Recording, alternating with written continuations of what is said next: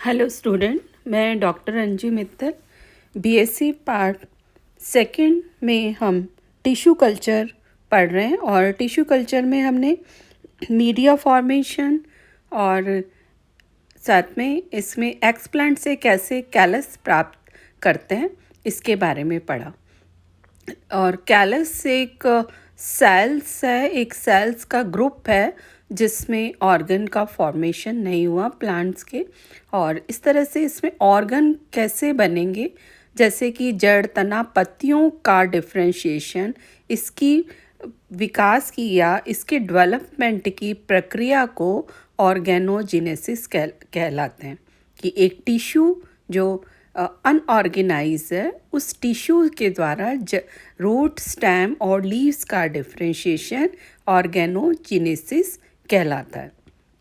और ये किस तरह से बने, कैलस से इनिशियली इसकी बहुत ज़्यादा जानकारी नहीं थी और यही समझा जाता था कि मीडिया के अंदर उपस्थित यहाँ पर उनके जो फैक्ट हैं या उनके फैक्टर हैं वो ही उनमें उपस्थित एलिमेंट ही उनके बनने में हेल्प करते हैं। लेकिन इसके हिस्ट्री के हिसाब से इसमें सबसे पहले इसमें थॉमस और डेवी ने कहा कि ये हार्मोन्स इसके ऑर्गन के बनने के लिए रिस्पॉन्सिबल है। थॉर्पे ने कहा कि ये अगर मीडिया में लंबे समय तक अगर रखा जाता है किसी कैलस को, तो उसमें हार्मोन्स की किस तरह से उसका नेचर है और उसकी हैबिट किस तरह की है, उसके लिए समझा जा सकता है कि इसमें ये ऑर्गन के बनने ना बनने की प्रक्रिया को यहाँ पर समझ सकते हैं। और इसी तरह से यहाँ पर स्कूग ने भी आगे इसको बढ़ाते हुए ये कहा कि यहाँ पर कुछ केमिकल्स हैं और इनके फॉर्मेशन पर, ऑर्गेनोजेनेसिस के फॉर्मेशन पर यहाँ पर वो निर्धारित करते हैं या बताते हैं। और जिसमें कहा कि अगर ऑक्सीजन ज़्यादा देने पर ये रूट को बनाती है। अगर यहाँ पर इसके बाद कहा कि स्कूग एंड सुई ने कहा कि यदि उसमें एडेनिन सल्फेट मिला दें तो यहाँ पर वो स्टेम के फॉर्मेशन में हेल्प करता है। तो ये जो स्टडी है वो डिफरेंट जो स्टडी है वो यहाँ पर हिस्ट्री में, जिसके अंदर स्कूग एंड मिलर और ट्रॉम एंड वॉन ने कहा कि ये दोनों के जो अनुपात है साइटोकाइनिन और ये कैलस से ऑक्सिन के उस पर क्या चेंजेस आते हैं, ये आपको स्क्रीन पर दिखाई दे रहा है कि यहाँ पे जो कैलस है, और अगर यहाँ पर हम इसमें चाहे वो डायरेक्ट हो या इनडायरेक्ट हो, है ना, एक्सप्लांट से डायरेक्ट या इनडायरेक्ट प्राप्त किया जाए, कैलस बनाकर प्राप्त किया जाए या डायरेक्ट ही एक्सप्लांट से प्राप्त किया जाए, दोनों ही कंडीशन में यदि हम यहाँ पर जो ऑक्सिन है वो ज़्यादा देते हैं और कम साइटोकाइनिन देते हैं तो वहाँ पर हमेशा रूट का ही फॉर्मेशन होगा। यदि ज़्यादा साइटोकाइनिन देंगे और कम ऑक्सिन देंगे तो वहाँ पर शूट का या परोह का ही निर्माण होगा।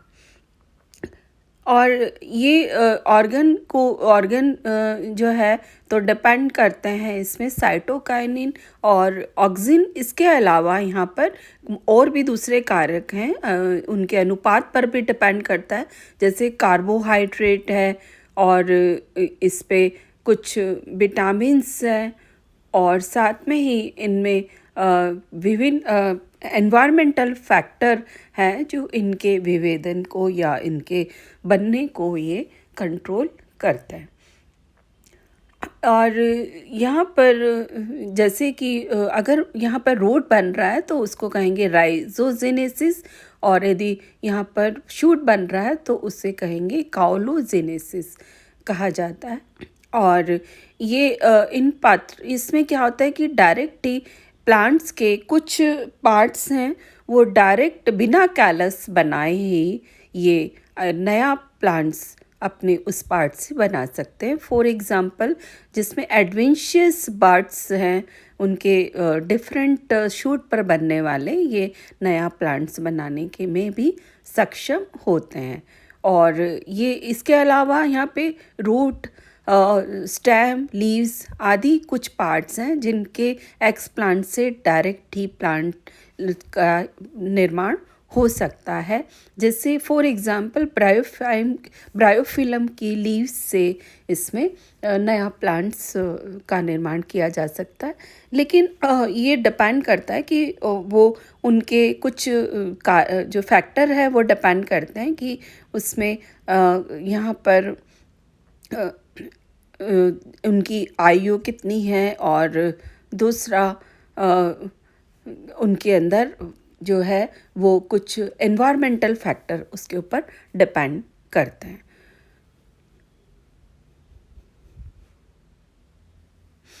और टिश्यू कल्चर में जो है यहाँ पर इसके अंदर और जैसे फिज़िकल फैक्टर यहाँ पर कि उसकी एज है और उनकी मॉर्फोलॉजी है और उनकी हैबिटेट है, और साथ में ही मीडिया है। अगर उसका टिश्यू हम यूज़ कर रहे हैं, कल्चर कर रहे हैं, तो और साथ में ही उन पे उनकी एनवायरमेंटल फैक्टर और सनलाइट और मॉइस्चराइज़र और टेम्परेचर पर भी ये डिपेंड करता है। इनडायरेक्ट यानी कि हम किसी एक्सप्लांट से पहले एक टिश्यू का निर्माण करते हैं या कैलक्स बनाते हैं, और उसके बाद में इसमें शूट और रूट का निर्माण होता है। और ये इनमें डिपेंड करता है इनका बनना कि उसमें साइटोकाइनिन एक्सिन का अनुपात क्या है, जैसा कि पहले दिखाया गया। और इसके अलावा यहाँ पर जो एक्सप्लांट है, हम बीज पत्र और या सीड्स है, लीव्स हैं, रूट है, stem and inflorescence, young inflorescence, floral part, embryo और एंडोस्पर्म, ये सारे ही जो है इनसे कैलस प्राप्त करते हैं, और ये ज़्यादा कैलस इनसे प्राप्त किया जा सकता है। और इसके अलावा यहाँ पर कुछ केमिकल्स और एनवायरमेंटल फैक्टर भी डिपेंड करता है उनके डायरेक्ट या इनडायरेक्ट ऑर्गेनोजेनेसिस किस तरह से संभव है। तो ये फैक्टर जो ऑर्गन बनाने में यहाँ पर इफ़ेक्ट डालते हैं, ये यहाँ की एक्सप्लांट का सोर्स क्या है, उसका साइज़ क्या है, लाइट की इंटेंसिटी, ऑक्सीजन एंड पीएच, और साथ में उनमें हार्मोन्स और विटामिन्स को क्या यहाँ पर प्रोवाइड करवाया जा रहा है। तो सबसे पहले कि यहाँ पर एक्सप्लांट का जो सोर्स है वो डिपेंड करता है कि उसे कौन से प्लांट में किस पार्ट से प्राप्त किया जा सकता है। कुछ अलग अलग प्लांट में अलग अलग उसके पार्ट से प्राप्त किया जाता है, जैसे कि सोलेनोम और निकोटियाना में ये पर्न्स से एक्सप्लांट द्वारा ही यहाँ पर शूट का विकास संभव होता है। आइपोमिया से अगर हम इसकी जड़ से अगर एक्सप्लांट से हम कैलस प्राप्त करते हैं तो हम उससे शूट प्राप्त कर सकते हैं।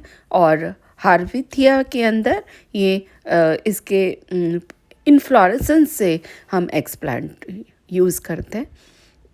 और साइज़ पर डिपेंड करता है, तो साइज़ अगर छोटी हो तो बड़ी साइज़ यहाँ पर उनकी एबिलिटी ज़्यादा होती है रीजनरेशन की।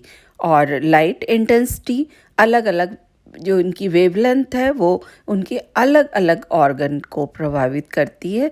और इनमें जैसे निकोटियाना के अंदर 10,000 से 15,000 लक्स की जो लाइट है वो इसके शूट को बनाने में हेल्प करती है, और रेड लाइट है वो इसके रूट को बनाने में हेल्प करती है। और ऑक्सीजन ग्रेडियंट की कमी जो होती है उसमें यहाँ पर शूट का, और यदि उसकी ज़्यादा है तो ये रूट को ये इंड्यूस करती है। पीएच की जो वैल्यू है वो 5.6 से 5.8 है, वो ऑर्गेनोजेनेसिस में हेल्प करती है। तो पीएच है वो ऑर्गन बनाने में 5.6 से 5.8 होनी चाहिए। और साइटोकाइनिन का जैसे कि बताया, ऑक्सिन की अपेक्षा साइटोकाइनिन शूट को बनाता है और ऑक्सिन जड़ को बनाता है। तो इस तरह से इथिलीन जो है अगर होती है, ज़्यादा होती है, तो वो ऑर्गन को बनाने में ये बाधक होती है। अगर ज़्यादा होगी तो ऑर्गन फॉर्मेशन में ये बाधा डालती है। और इसी तरह से इनके विटामिन्स हैं वो जो है वो भी, जैसे ई अगर है तो वो इसके रूट को ज़्यादा प्रेरित करती है बनाने में। और तो ये सारे जो पीएच है और हार्मोन्स है, लाइट है, ऑक्सीजन, ये सारे जितने भी फिज़िकल फैक्टर हैं ये ऑर्गन को बनाने या उसको कंट्रोल करने, किसी भी बनाने में इनको कंट्रोल करके प्राप्त किया जाता है। जब हम ऑर्गन बनाते हैं तो उसमें विशिष्ट जो सेल एक पर्टिकुलर काम करती है किसी physiological. For example xylem, phloem और ये सारे जो एलिमेंट्स हैं, अलग अलग सेल का जो ग्रुप है, ये इनका विभेदन ज़रूरी है। और इनका जो ये विभेदन किस तरह से हो, ये डिपेंड करता है इनके केमिकल के प्रकृति जो है वहाँ पर इनके थ्रू ये कंट्रोल किया जा सकता है। और सबसे पहले जाइलम का यहाँ पर एलिमेंट का डिफरेंशिएशन होता है और करीब ये जब विभेदन शुरू होता है तो 48 बाद ही यहाँ पे शुरू हो जाता है। और लैक्टोसा के अंदर स्टाइवा में करीब 4 दिन बाद शुरू होता है।